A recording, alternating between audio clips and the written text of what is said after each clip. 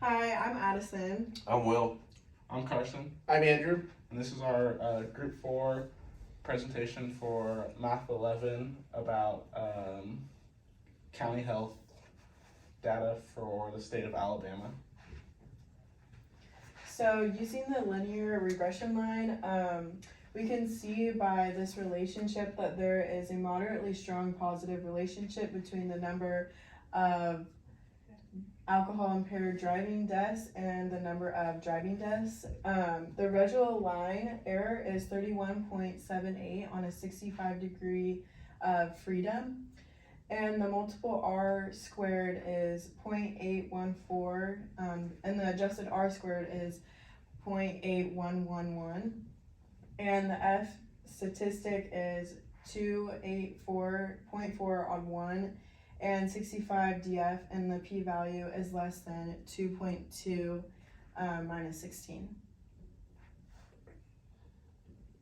Okay, so alcohol impaired driving and excessive drinking. So for this example, we decided to use a dot plot comparing the number of alcohol impaired driving deaths in correlation to percent of excessive drinking.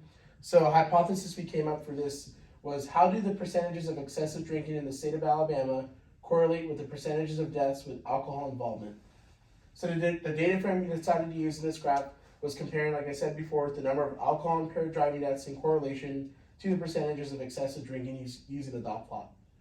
As you can kind of see, around, I'd say, 15 to 20 alcohol impaired driving deaths, there's around a 15% average of basically the average of the data. And with using this dot plot, you can kind of see a few outliers, and so it kind of gives you a good analysis of this data. And the last thing, the quantitative variables we used was the number of impaired driving deaths and percentage of excessive drinking. And what I came up with here was a box plot. And as you can see, the box plot where the average is in the percentage of excessive drinking typically occurs in between 13 and about 15.5. But as you can see, we also have a couple outliers at 3% and as well as 20%.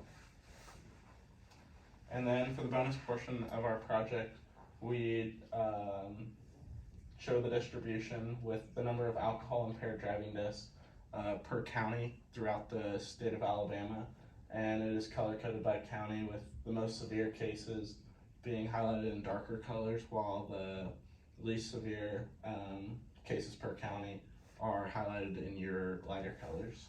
And one final conclusion of this project we kind of came to was basically, it doesn't matter anywhere, not besides Alabama, but any other state in this country, there is a problem with, our conclusion we kind of came to was, we can see that alcohol impaired driving deaths are in correlation with percentages of excessive drinking. And so that was one conclusion that we drew from this project. Thank you.